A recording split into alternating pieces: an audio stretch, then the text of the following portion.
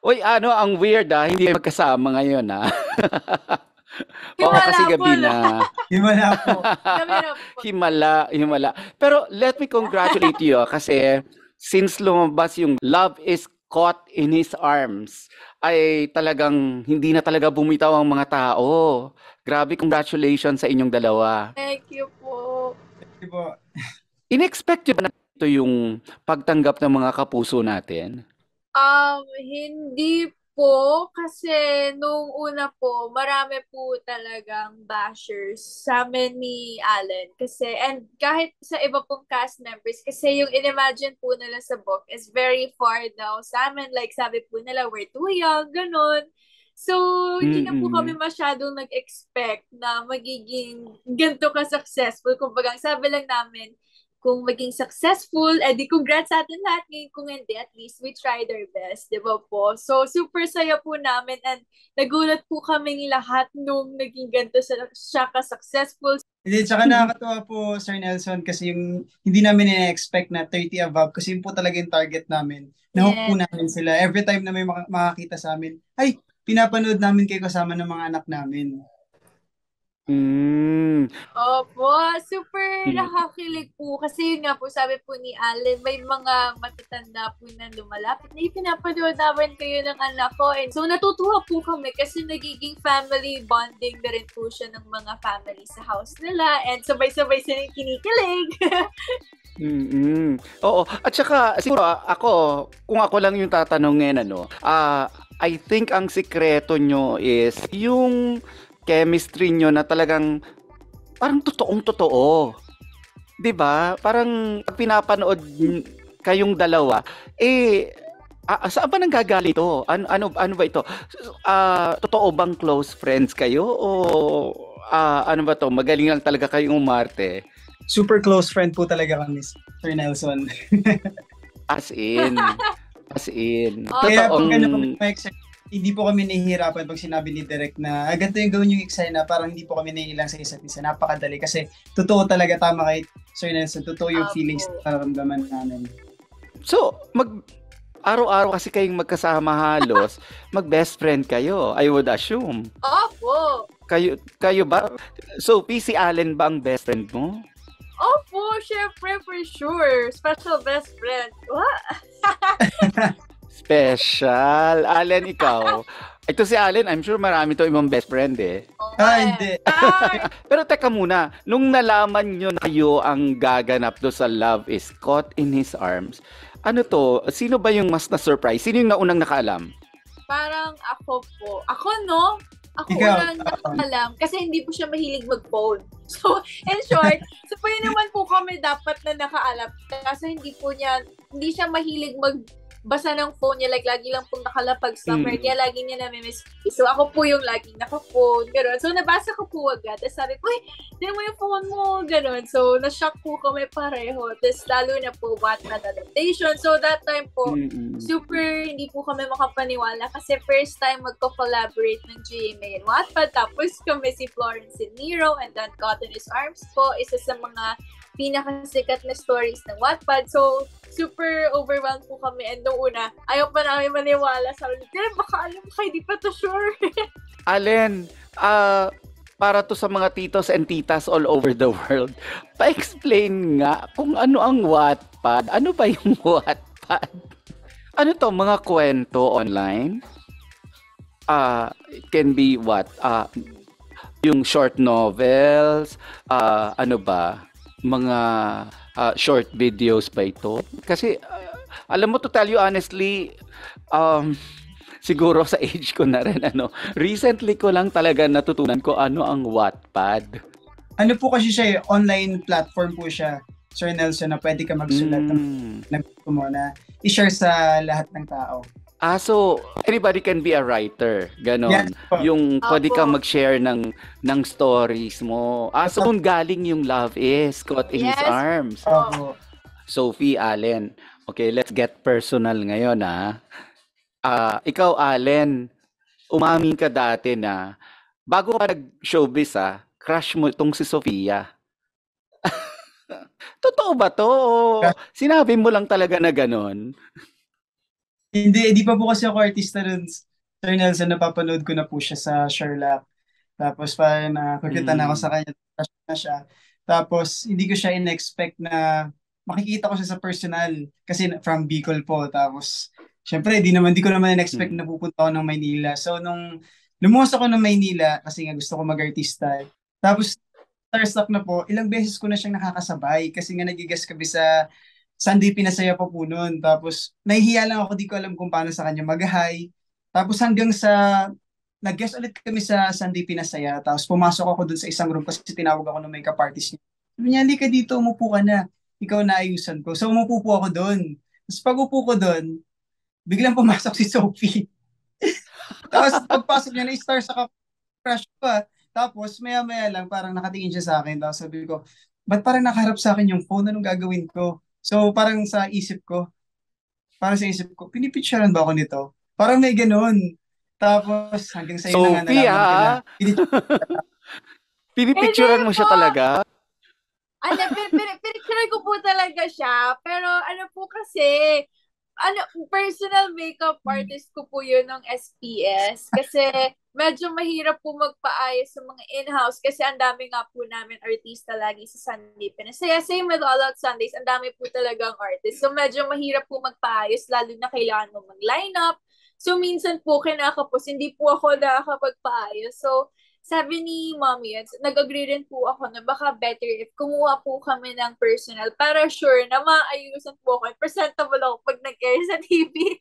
So, nagulat nga po ako. Pagpasok ko, nakaupo siya doon sa personal makeup artist ko po. So, na-shock ako kasi, ha? Ba't may nakaupo? Teka Ang muna, maroon bakit po mo siya noon. pinipicturean? Sinumbong ko po kay mami. Yun ang dahilan, no? Sinumbong ko po. Oh my God! Ang tanong Kaya, po kasi kaya mo pala noon, pinipicturean girls, para isumbong mo. para isumbong.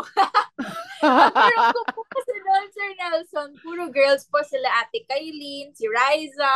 So, mas Mm-mm. lalo po akong na-shock na may lalaki po na nakaupo sa makeup artist chair ko. Sabi ko, ha? Ganon. So, pasimple po Papogi ako pa naman na si Ale nun. mag-ganon. Kala niya pinipicturean. Ganon. Alam po, Oh my naman, gosh! kita, no?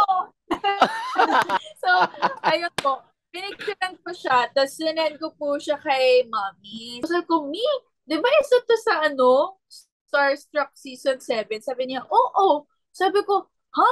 Eh bakit nagpapaayos dito? So, ayun na nga po. So, nahiya naman po ako sabihin, uy, tayo ka na, paayos na ako. So, nagpatulong ako kay mami. So, ayun po. So, pinatapos naman po namin siya na makapagpaayos. Saka po ako nagpaayos. Tapos, Oo, ang akala kasi ni after Allen po, pinipicturean mo siya talaga dahil yun nga dahil po. napopogian ka sa kanya. You're wrong, Bakit? Allen. You're wrong. Pero teka Isusumbong muna. pala. Oo, paano ba kayo naging close? Kasi isa sa mga kwentuhan namin ni Allen, minanifest niya talaga na sabi niya, magiging ka-love team ko to. Sinabi niya, di ba Allen? Paano kayo close? Ako po yung gumawa ng unang move. Yes. Hmm.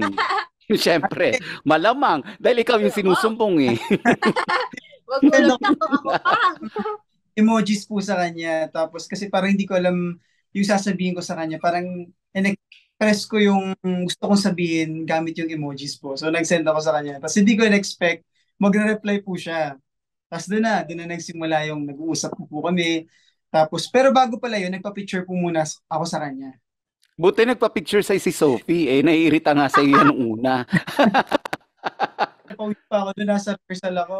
Tapos, sabi ko, ay, Diyos, si Sophie, sabi ng mga co-stars ako. Sabi ko, papapicture ako, lalabas ako. Pawis ako sa kanya. Tapos nagpa-picture ako sa kanya. Pero teka muna, of course, love teams come and go. Hindi ba kayo natatakot na maging ganun din kayo? Ano sa tingin nyo yung meron kayo para magkaroon kayo ng, staying power as a love team?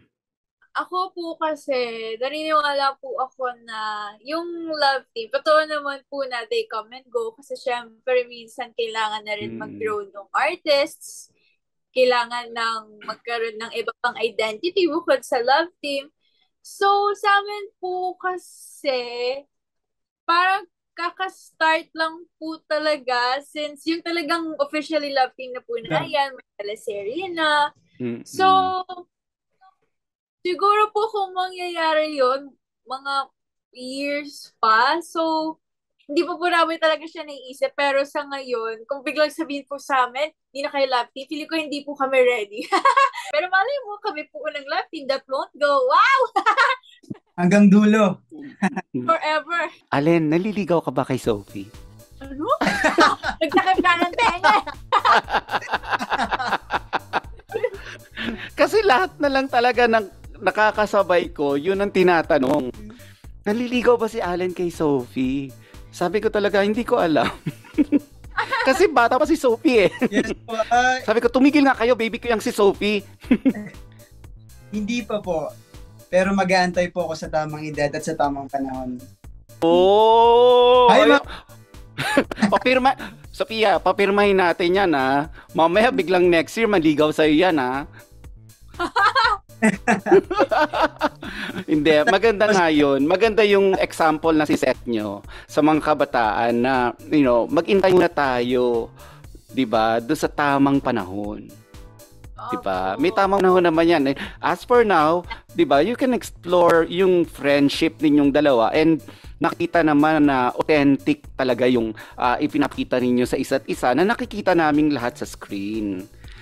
Okay. Kayong dalawa, nagkakatampuhan din kayo. Siyempre po! Siyempre po! Pero yung tampuhan ko, hindi po yung seryosong tampuhan na malala. Ang pinakatampuhan na po namin is yung mga games, gano'n. Puro po games, away namin. Let me guess. Mag-away kami ni Nagkakatayan kayo sa online games. Siya po! Ayan, nagsusumbong na si Sophie. Ako lagi. Oy! Kanya lang po ako lagi ng daraya, pero siya naman po talaga yung daraya. Tapos ako Hindi yung ko lang awan. daraya. Sophie, I have to give it to Allen ha.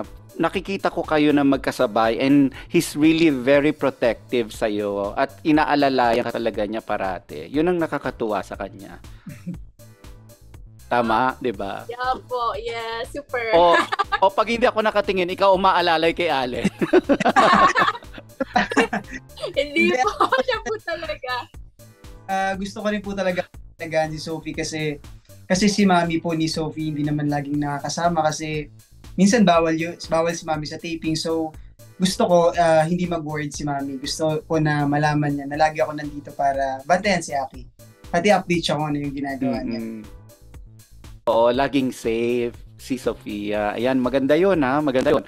Alfia, mag-games tayo, no? Kasi gusto kong masubok yung kaalaman ninyong dalawa. Umpisahan natin sa math. Ano? Okay, mag-fill in the blanks tayo. Sasabihin ko, love is, tapos dudugtungan nyo yung tanong ko.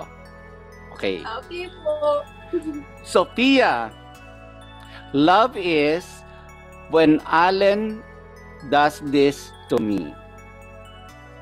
Love is when Alan writes letters. Wow! Ang romantic naman na batang. Totoong sumusulat ka talaga ng love letters. Sa totoo lang po, Sir Nelson, dati talaga hindi po ako mahilig magsulat. Pero nung simula nakilala ko si Sophie, nalaman ko na hindi siya mahilig sa mga material na bagay. Gusto niya yung mga simpleng love letters lang, mga ganun, mga message. Ano naman yung laman? Dali, chika mo sa amin.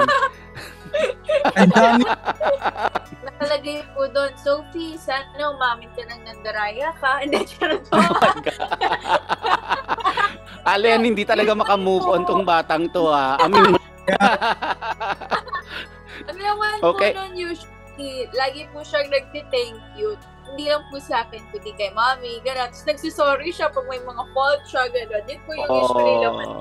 Okay, si Allen man. Allen, love is kapag nakita ko ang favorite part ng face ni Sophia. Ano ito? Face, mata. Mata, bakit?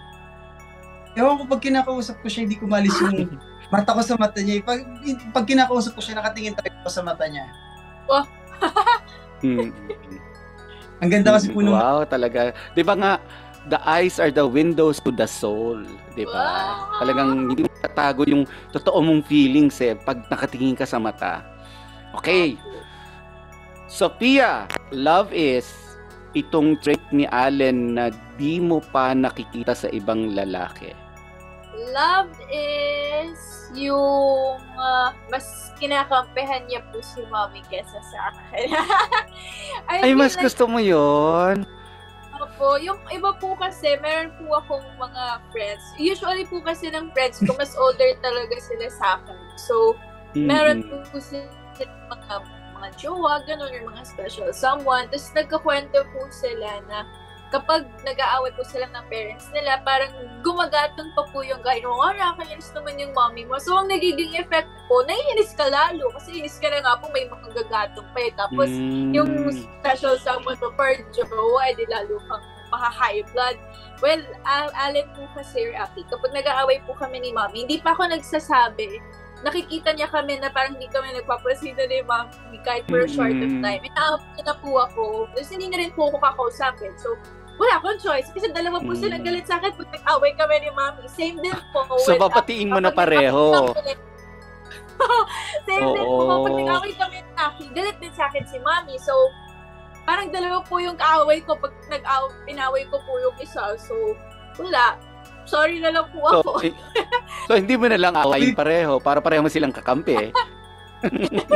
Opo, pero nakakatuwa lang po kasi imbes manggatong siya, ipaparealize niyo po na alam mo, hindi ka dapat nag-ano kay mommy, dapat nagsusorry ka, dapat nag-thank you ka, hindi mo dapat ginaganyan si mommy. So, mas better po yung tulad ni Allen, nakakampi sa mommy mo kasi magiging maayos kang anak.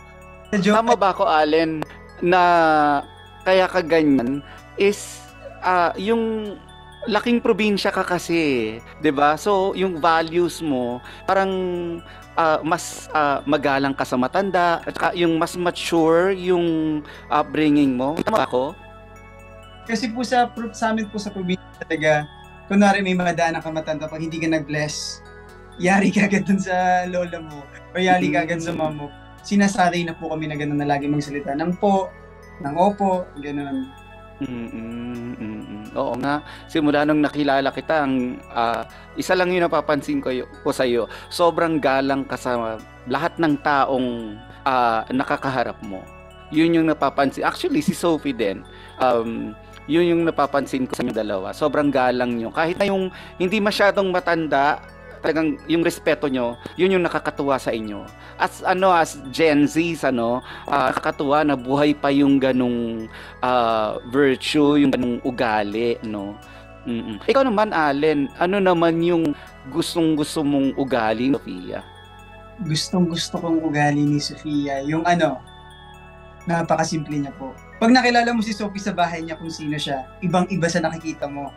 Kasi manamit yan, napakasimple lang, hindi siya nagbe-makeup. Pero pag nag-ayos siya, kung dahil nasa showbiz na, bigla ako na-starstruck. Teka, ito ba yung kasama ko kanina? Kasama ko na.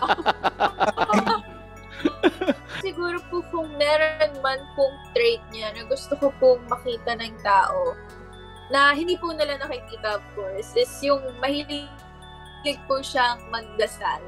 And kapag may problems po, hindi man super big problems, pero kapag may mga small problems lang, or pag may mga maliliit kami problema, sasabihin niya po lagi, stay pray mo lang yan kay Papa God. Tapos pag may nangyayari pong good blessing, text niya ako agad na, God is good. Lagi po siyang ganun. So, yun po yung trait na hindi alam ng tao kasi alam nga na bigla po siyang mag-pray sa interview, di ba? Wow! Ikaw, Allen, meron ka bang i-share na trait ni Sophia na hindi alam ng mga tao na you wished na alam namin lahat? Mabuti po siyang anak. Wow! Promise po kasi lalo na po hindi sila buo ng family niya. Sila lang ni Mami, pero kumbaga pag tiningnan mo sila ni Mami, parang lagi siyang nandyan para palakasin yung loob ni Mami, para iparamdam kay Mami na, Mami, nandito ako palagi, hindi ka nag-iisa, mahal na mahal kita. Sa 4 years, yun talaga po yung nakita ko, yung napakabuti niyang anak na, kasi ako po, baliktad po ako, kami magkakapatid. 5 po kaming magkakapatid. So, na-experience ko po yung malaking family. Wala po akong idea kung ano yung pakiramdam pag ilan lang po kayo. So, nakita ko po yung kay Sophie na sabi ko, napakaswerte ko kasi meron akong family. Tapos si Sophie, ilan lang sila. Parang nakikita ko yung kumbaga, blessed po ako. Tapos, ayun po. Tapos, ano ako. Iyak siya. Sige lang. Hindi naman. Iyak Hindi, ko nakita kayo. ni Mami, lalo na po nung pandemic kasi lagi po ko nasa kanila. Na Nakikikain tagal po siya ka kasi, no? Lagi kasi Mami po, minsan nagkakasakit pero lagi siyang nandyan para tulungan si Mami, palakasin yung loob ni Mami. Basta napakabuti niya po. I've met Sophia when she was 12. And ever since, naging kaibigan ko na silang dalawang mag-ina. At nakita ko yung dynamics nila. At nakita ko kung gaano kabait na anak si Sophia. Talagang sabi ko talaga, malayo ang mararating nitong batang to. Kasi hindi lang siya masunurin eh. Nire-respeto niya at saka minamahal niya yung nanay niya. Tsaka po, Which is Sir good. Nelson, kunwari nasa taping na sobrang init, parang sasabihin niya kay Mami na, Mami, doon ka na sa tent. Kaya ko na to. Si Mami po kasi may sakit sa puso. So, mas iniisip niyo yung mangyayari kay Mami, yung mararamdaman ni Mami kaysa sa nararamdaman niya. Mas gusto niya na masaya si Mami, kaya siya nagtatrabaho ng mabuti para sa kay Mami. Sophie. Itong susunod ninyong project, ang first digital series ng GMA Public Affairs. Apo. Diba? How do you guys feel na kayo talaga yung pinili, hinandpick talaga kayo? Siyempre, super happy po and super overwhelmed po kami ulit. Super excited po kami kasi alam naman po natin lahat na yung digital and social media is ang laki na rin po ng audience niya, and with the help of social media, mas lalaki po talaga yung audience range ng mga artista. So, excited po kami, lalo na po yung story nitong In My Dreams is very different po sa mga nagawa namin. And sabi nga po ni Direk Monty, ang swerte daw namin kasi ang ganda raw po ng material na kahit po kami nung binabasa namin, sobrang na out of words po kami kasi sobrang unique na naisip ko po, merong nakaisip ng ganun kaganda and ka-unique na kwento kasi about lucid dreaming, pero mas pinalalim niya po yung meaning ng lucid dreaming, and kahit po ako hindi ko aware na meron pala nung isang araw ko lang siya nalaman na nangyari na pala siya sa akin yung bata. Hindi naman bata, siguro mga 14 years old po ako noon. Meron kasi akong panaginip nun, parang mga zombie. Nagkakaroon na daw sa barangay namin ng maraming mga zombies. So ako, natrap ako sa isang kubo. Tapos nakokontrol ko yung gagawin ko. Kunwari, iniisip ko, makakuha ko ng itak. So pagtingin ko dun sa kwarto, may itak. Makakuha ko ng Tapos ito yung nangyari, bigla akong nagising kasi parang ginising ako ni Mama. So after nun, so nakalipas na po, ilang araw na, ilang weeks na hanggang sa buwan, nangyari ulit yung panaginip. Tsaka parang part 2. Nandun ulit ako sa bahay, hawak ko na yung baril. Tapos ang dami na...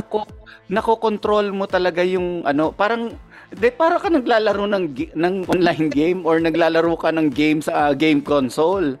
Tapos ang tagal na, parang part 2, parang naglaro lang ako ng games. Ito yung next mission mo, tapusin mo na yung zombies. Since napag-uusapan natin yung dreams, ano ba ang dreams ninyong dalawa? Ibang klaseng dream ito yung dream na pangarap ninyong dalawa. Unahin ko muna si Allen kasi itong si Allen, 'di ba nung mga kwentuhan natin, sinabi mo laki ka sa hirap. Yes po. Since I think ang tatay mo is an OFW, right? Pero ikaw, ano ba yung naging dream mo nung maliit ka pa? Sa totoo lang po, pangarap po talaga ng bata ko is maging katulad po ng tatay ko. Siyempre, bata pa po, sabi ko gusto ko maging seaman din, magtrabaho ng ibang bansa. Pero, bata pa po kasi noon, so, hindi ko pa alam kung gaano kahirap yung pinagdadaanan po ng tatay ko. Tapos hanggang sa, ito na nga po, medyo nag-high school na ako. Tapos doon ko na-gets na hindi pala po madali kasi si tatay, pumupunta siya sa ilalim ng barko para maglinis. Hindi pala po siya madali.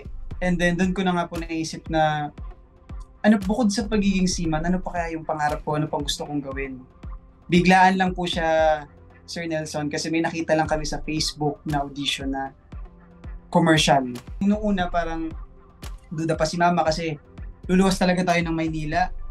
Tapos sinabi ko pa kay Mama, Ma, kung gusto ko mag-artista, wala dito yung opportunity sa Bicol. Kailangan po talaga nating lumuwas ng Maynila. So lumuwas po kami ng Maynila, nagkaroon po ng commercial. Tapos yung hiya po ko kasi mayayaman po yung kasabay ko. Tapos doon ko na-gets na, yun nga, pag nag-commercial ka pala, may mga grupo-grupo yan. May mga magkakaibigan. Pag first time mo, wala ka makakausap, doon ka lang sa likod. Siyempre nahihiya pa ako noon kasi hindi pa ako marunong mag-Tagalog noon eh. Marunong naman ako makaintindi, pero yung punto ko, kumbaga magkasalita pa ako ng Tagalog sa Nelson, iisipin ko pa, bubuhin ko pa sa utak ko. Kasi alisin ko yung punto ko, sasabihin ko ng maayos. Hindi ka tulad ng Bicolano, no? Oo, pag Bicolano, naisip ko lang. Dire-diretso lang. Tapos, Teka muna, batiin mo muna yung mga taga Bicol na nakikinig sa atin. hello po sa lahat ng mga taga Bicol dyan. Marahay na aldaw sa Indunga Boss. Ingat sa nakamupermi dyan. Ayun, okay, tuloy natin yung kwento mo. Buti hindi ka na-discouraged nung nakapila kang gano'n tapos wala kang mga kausap na ganito pala yung showbiz. Hindi po kasi nasa isip ko po noon, pinagbigyan ako ni Mama na lumuwas ako na Maynila eh. Tapos syempre po, first time ko makaluwas ng Maynila po. No? Sabi ko sa sarili ko, hindi biro tong ginawa ko, ayokong sayangin. Sinuportahan ako ng mama ko. So tayo po ako doon. Mas mga Englishero. Hindi ko alam. Basta yung parang binigyan kami ng lines, tapos parang sasabihin namin, wow, this is really good. Parang gano'n. So kumahiyain ko po ako noon. Hindi ko alam yung gagawin ko. Wait, Allen, bakit gusto mong mag-artista? Bakit pala gusto mong mag-artista? Ang dahilan po kasi, syempre bukod po sa makilala po ng mga tao, gusto ko rin matulungan yung mga magulang ko. Na si tatay hindi na po siya mag-abroad, si mama po hindi na magandang buhay, makapagpatayo ng magandang bahay. Yung mga kapatid ko, matulungan ko sa pag-aaral kasi 5 po kami magkakapatid, ako po yung panganay. Tapos, ayun din po, si tatay po, hindi naman po habang buhay na makakapagsiman po katulad po ngayon, medyo nahihirapan na rin po siya sa mga medical niya, yung buto niya, hindi na rin po fit work kasi medyo tumatanda na rin po. Kaya sabi ko, gusto ko pumasok ng pag-aartista para makapag-ipon ng pera para sa family ko. And doon naman sa gusto ko, at the same time naman po, gusto ko rin siya kasi gusto ko rin pong makilala po ng mga tao na bilang Bicolano, tsaka first time pa po yun sa lugar po namin na may magiging artista. Sa lugar po namin sa Santo Niño kasi wala pa po nakapag-try kasi malayo po talaga kasi dito sa Manila. Gusto ko rin makapag-inspire po ng mga tao, ng mga kababayan ko na lahat ng bagay matutupad basta pagtsatsagaan mo at hindi ka susuko. Magpakatotoo ka lang sa tao. Kaya nung nag-ano na po kami, nag-try na kami mag-audition ng Starstruck, talagang kwento ko po talaga, nakita ko yung totoong ako. Ayun. Ang galing. Alam mo, habang nagkukwento ka, Allen, si Sophie, tumatango talagang relate siya doon sa mga sinasabi mo. Parang somehow similar yung mga pinagdaanan ni Sophie. Unlike you, sabi mo nga, 5 kayong magkakapatid and of course, nandyan yung nanay at tatay mo, no? Si Sophie, siya lang at saka si Mami Rima ang you and me against the world. Tama, Sophie. As a kid, ang tingin ko kasi sa'yo, napaka-strong mong bata eh. Saan nanggagaling itong strength na to? Actually, hindi ko po alam kasi opposite po kami ni Mommy. Si Mommy po kasi mas emotional siya kasi sa akin. Ako po yung mas positive. Ako po yung laging kuyo. Kumbaga, kaya nag-work po kami ni Mommy. So, nagbabalance po kami. So, perfect po talaga kami ni Mommy together. And with Allen po, yes, same po kami ng experience. Yun nga lang po, I started younger po talaga kasi yung first commercial ko po, as young as 6 months for diaper. Tapos nag-resume po ng mga, I think, 4 po, ganun, bumalik po sa commercials. Hindi na po ganun ka-clear sa memory ko since baby pa po ako noon. Pero ang naalala ko po is lagi po kaming nasa Makati area kasi doon po talaga yung areas ng mga commercial auditions. Minsan po yung isang audition pang 200 ka, lalo na po pag big brand, tapos big TVC, and then big exposure. So, syempre, dami pong pupunta. Naglalakad lang po kami sa streets ng Makati, tapos hinahanap lang po namin, ganon. Naranasan po namin yung nakapila na kami, tapos biglang, cut off na, 7 p.m. na, wala na, balik na lang kayo. Naranasan po namin yung ganon. Hanggang sa nakakuha na po ng mga lead TVC, then doon po nag-start yung pag-artista. So, kaya siguro rin po very strong yung relationship namin ni Mommy. Ang dami nga po nagsasabi na parang yung relationship namin is hindi lang as mom and daughter. Para daw po kaming best friends.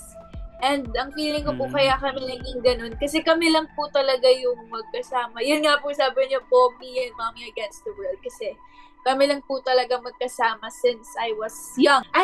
Sir Nelson, yun nga po. Ang daming natutuwa sabi ni Mommy kasi ang tawagan po namin, sis. Napapagkawalan po kaming magkapatid. Pero ang tawagan po namin. Wait, ano yun? Tumanda ka, kumata si Mami.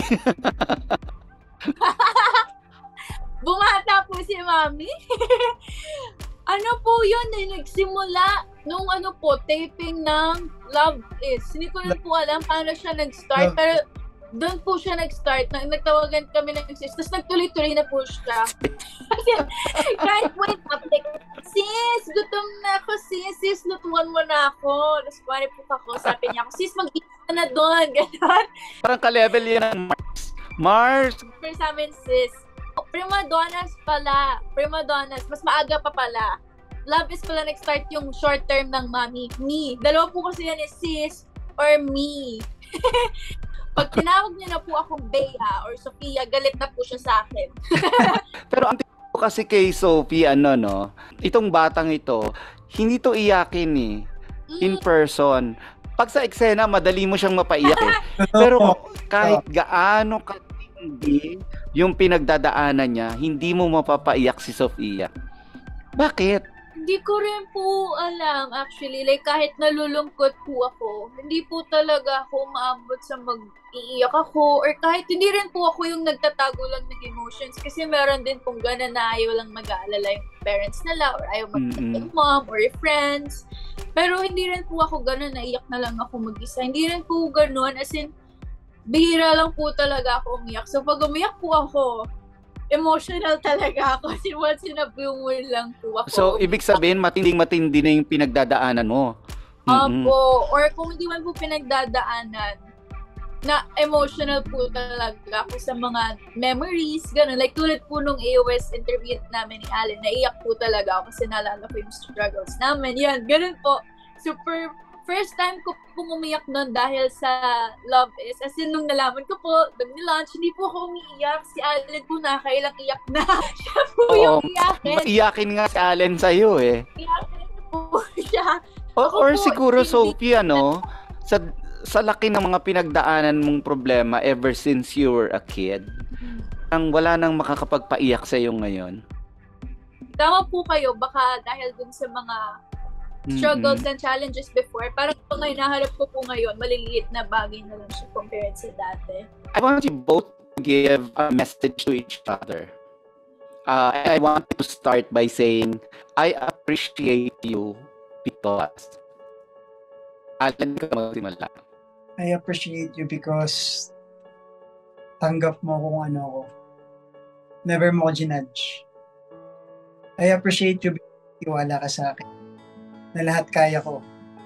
Lahat kakayanin ko. I appreciate you because mahal mo si Mami. Mapagmahal ka na anak.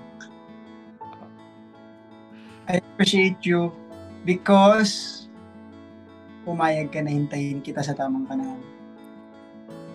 Wow! Iyak na ako, tapos may akong kinilig Mag-balance daw po. May iyak na ako doon sa mga sinasabi ni Allen, tapos biglang...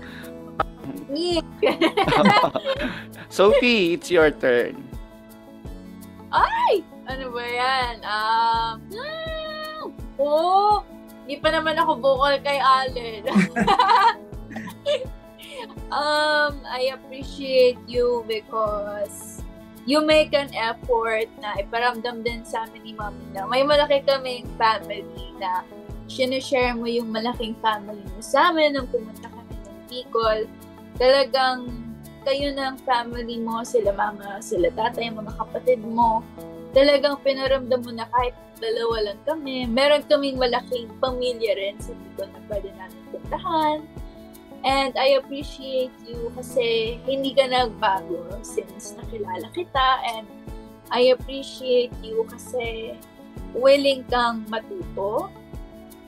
I appreciate you kasi humble ka. I appreciate you kasi totoo kang tao and hindi mo pinilit na baguhin yung sarili mo para mahalin ka ng tao. Pinakita mo lang talaga kung sino ka and masaya ako na tulad ko, tanggap ka rin nila. Yun yung minahal nila sa'yo kasi lovable naman talaga yung ugali mo na probinsyano, tapos napunta sa Manila, tapos very innocent. I appreciate you kasi lagi kang nakikinig sa akin na kahit may gusto ka rin gawin, you trust me and mommy na mas maganda kung ito yung gagawin mo. I appreciate you kasi love mo si mommy and I appreciate you kasi hindi ka tulad ng ibang guys na porket gusto yung girl, gusto na lang itago sa magulang. Idadaan mo talaga sa tamang proseso. Yes. Kasi ang dami pong ganun na yung gusto kita, kaso ayaw ng mami mo, itago na lang natin. So yun po yung na-appreciate ko na willing siyang dumaan sa tamang process. And I appreciate na marespeto po siyang lalaki. And hindi lang po ako, kundi pati si mommy and all the other girls out there. Kasi ayoko naman din na ako lang yung nire-respect, tas the rest, hindi. I appreciate you. Kung sino ka, I appreciate you because I am lucky to have you and I appreciate you kasi para kang naging jowa namin pareho ni mommy. Love na love mo si mommy and syempre mahalaga yun sa akin. So, yun. Baka meron kayong gustong itanong. Kasi ang segment na to is Ask Nelson. Sophie, gusto mong mauna? Sige po. Sir Nelson! Interview. Ano po? Natakot ako bigla. Sino po yung favorite artista niyo na na-interview? Overall po. Wow. Naku, ang iyak na tanong na yan. Sa totoo lang, ha? You know, Sophie, one too many times, natanong ko na yung sarili ko kung sino talaga ba yung favorite kong artistang ini-interview. Kasi, alam mo, I can readily say it's Marian, it's Heart Evangelista, it's Solen Yusaf, it's Dennis Trillo, it's Jeneline Mercado. I can, or Alden Richards. Pero kasi, bawat isa kasi, doon sa mga binanggit ko, and kayo, kasama kayo doon sa sa mga favorite ko talagang ini-interview. Kasi, nararamdaman ko yung respeto. And aside from that, ang laking bonus yung nararamdaman ko yung pagmamahal nung artista na ini-interview ko. And that makes me na parang feel na hindi ako nagtatrabaho. Parang nakikipag-usap lang ko sa kaibigan. Alam mo yan, Sophie, no? Alan, alam mo yan, na pagkatapos ko kayong interviewin, matagal pa yung chikahan natin. Mas matagal pa yung kwentuhan natin na hindi na natin nilalabas dun sa mga stories ko. And yun yung ko talaga. Yun yung masasabi ko talaga na kaya nagiging favorite ko yung artista. Pero with regards to kung sino yung pinaka-favorite ko, wala, marami talaga eh. As in, hindi ko pwedeng sabihin yung isa ay favorite ko. Kasi yung isa, may isang quality na wala yung isa. And lahat ng mga ini-interview ko na, lalo na sa GMA, talagang sobrang nararamdaman ko yung pagmamahal. Talagang kapuso talaga, kapuso. Ako naman po. Allen, game. Ito na pinag-isipan ko po talaga to. Di ba tinanong po sa inyo, Sir Nelson ni Sophie, kung Sino pinaka-favorite nyo? So ako naman, sino yung gusto nyong ma-interview o pangarap nyong ma-interview? Oh, wow. Natanong ko na rin sa sarili ko yan ha. Sa international, syempre, marami akong mga wishlist na gusto kong ma-interview. One, of course, si Robert Downey Jr. Talagang gusto ko talagang ma-interview yan. Ang hirap naman, Allen, no? Pinag-isip mo pa ako. Well, meron ako mga wishlist na nagbabago at certain points in time. Katulad, ngayon, ang gusto kong ma-interview ngayon, si Heart Evangelista. Na hindi katulad nung usual na interview ko, gusto ko siya talagang iupo. Gusto ko talagang siyang ilagay dito sa Updated with Nelson Canlas. 1 oras kaming nagchichikahan ng No Holds Barred. So, yun. Pero sabi mo yung nasa wishlist ko na ma-interview na hindi ko pa na-interview, parang wala na yata ako. Kasi kahit yung na-interview ko na yung mapangarap kong ma-interview si Tita Gloria Romero, si Vilma Santos, si Sharon Cuneta. Ito yung mga yung mga artista na kinalakihan ko. At talagang natupad yung pangarap ko na ma-interview ko sila. Kasi pag meron akong ganon, tinatawagan ko yung nanay ko, "Ma, na-interview ko si Sharon." Kasi hindi siya naniniwala hanggang sa napanood niya sa news. Ayan. Okay, alam nyo guys, halos 1 oras na tayo nag-uusap. Talagang biglang parang lumipad yung panahon, parang lumipad yung oras dahil wala tayong ginawa kundi marites lang sa isa't isa at sobra akong nag-enjoy. Uulitin ko yung sinabi ko kanina sa inyo na you have all the blessings ngayon kasi alam kong mababait kayong mga bata. And congratulations dahil sa success ng Love is Caught in His Arms. At masusundan pa ito na magkakaroon kayo ng GMA Public Affairs digital series na In My Dreams. Thank you po.